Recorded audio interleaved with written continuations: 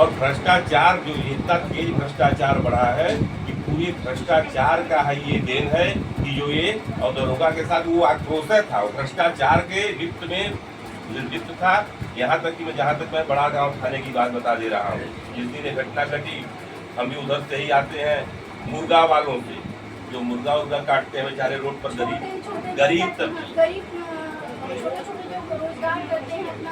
हाँ छोटे छोटे जो 1500 पूंजी लगा करके रोजगार अंडा बेचते हैं, उनसे वसूली करता था। बड़ा गांव नहर का रास्ता है उस पर, और सिंधोरा पुलिस चौकी पर मिथिलेश प्रजापति जिस दरोगा की बात हो रही है आज, ये सिंधोरा पुलिस चौकी सिंधोरा थाना हो गया है, वहाँ था। ये हीरामनपुर जो हल्का पड़ता है उस हल्के का दरोगा था। वहाँ पर नहर पर जो कारोबार मीट मुर्गा का व्यवसाय करते थे, आते हैं हम लोग क्लाइंट थे, उनसे पैसा लेता था। एक सोनू नाम का लड़का था, उसके भूमि विवाद में पैसा मांग रहा था, उसकी पत्नी को करा था शाम को आए। इस तरीके की इसकी हरकत थी, गंदी हरकत थी। भ्रष्टाचार में तो इतना लिप्त था कि हाथ में कहता है कि ईमानदार घड़ी 3 लाख की दरोगा पहना हुआ था। जो अभी वीडियो वायरल हो रहा है, किसी कंपनी की 3 लाख की घड़ी पहना हुआ था। तो हम तो ये मांग मैं ये जानना चाहती हूँ सर कि एक दरोगा की क्या सैलरी, क्या वेतन होता है कि वो 3 लाख की घड़ी पहनोगे? भाई 1 लाख रुपया, 1.25 लाख रुपये हम समझते जो सीनियर SSI होगा, 1 लाख रुपया अधिकतम वेतन होगा उसका, और 3 लाख की घड़ी पहन रहे हैं। तो क्या 1 महीने की सैलरी, मतलब हर महीने की सैलरी वो जोड़ के सिर्फ घड़ी खरीदने में लगाए थे क्या? अब ये तो उनसे पूछा जाए, उनके परिवारजन से पूछा जाए। हम तो ये मांग कर रहे हैं सरकार से कि ये जो विवाद की जड़ मिथिलेश प्रजापति हैं, इनके संपत्ति की भी जांच हो। ये जो सुनने में आ रहा है यहाँ मकान बनाए, वहाँ जमीन लिए हैं, ये सब किए हैं, इनके संपत्ति की भी जांच हो और बहुत कड़ियाँ खुलेगी कितना प्रश्न है।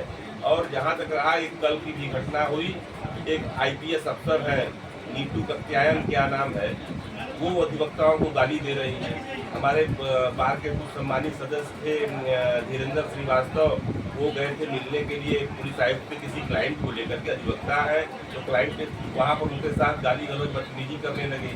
वो तो नीचे अंदर से वो DIG साहब आए, रोकथाम किए। और शिवानंद मिश्रा कैंट वो अधिवक्ताओं को ललकार रहे हैं, प्रभारी हैं, कैंट इंस्पेक्टर हैं शिवानंद मिश्रा, ललकार रहे हैं, आओ रोड पर हम देख लेते हैं। यहाँ मुद्दू बनाने आए हो कि न्याय व्यवस्था, आप कानून व्यवस्था कायम करने के लिए आए हो? ये जरूरी है। समाज का जो ताना बाना है, पुलिस व्यवस्था न रहे तो सब कुछ चरमरा जाएगा, अधिवक्ता न रहे तो न्याय की व्यवस्था चरमरा जाएगी।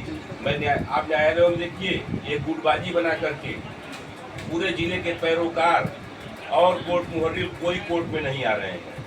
तो ये आप क्या कर रहे हैं? न्यायिक व्यवस्था के साथ खिलवाड़ कर रहे हैं। तो ये सब व्यवस्थाएं, और सरकार, सारी जिम्मेदारी सरकार की है। जो बातें हो रही है आज की, हम नई 0 टॉलरेंस की बात हो रही है ना, तो ये भ्रष्टाचार की जड़ पुलिस और रेवेन्यू विभाग पर सरकार का कोई नियंत्रण नहीं है, और इसी वजह से ये घटनाएं बराबर हो रही हैं। तो शासन प्रशासन द्वारा क्या मांग चाहते हैं, क्या होना चाहिए? हम तो शासन प्रशासन से बराबर मांग कर रहे हैं कि पहली बात, जो हमारे यहाँ फर्जी अधिवक्ताओं के खिलाफ जो मुकदमा कायम किए हैं, 10 नामजद और 50-60 अज्ञात, उनको चोट आई है गिरने पड़ने से 12-13 मेडिकल में, और 60 अज्ञात 10 नामजद, इतने लोग मारे जो बचते।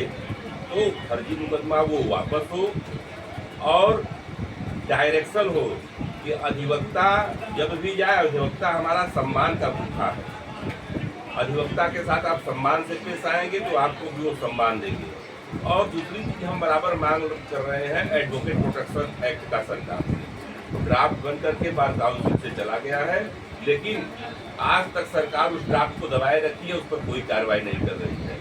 तो advocate protection act Uttar Pradesh में लागू हो, बहुत जरूरी है। आए दिन अधिवक्ताओं के, आज चंदौली में देखिए कोई वकील साहब को यादव उनकी हत्या हो गई है। तो बहुत जरूरी एडवोकेट प्रोटेक्शन एक्ट हो गया है, और सरकार ये जो भ्रष्टाचार के इनके 2 पहलू है, पुलिस और रेवेन्यू, इन पर नियंत्रण रखती है, नहीं ये सरकार को खा जाएगी।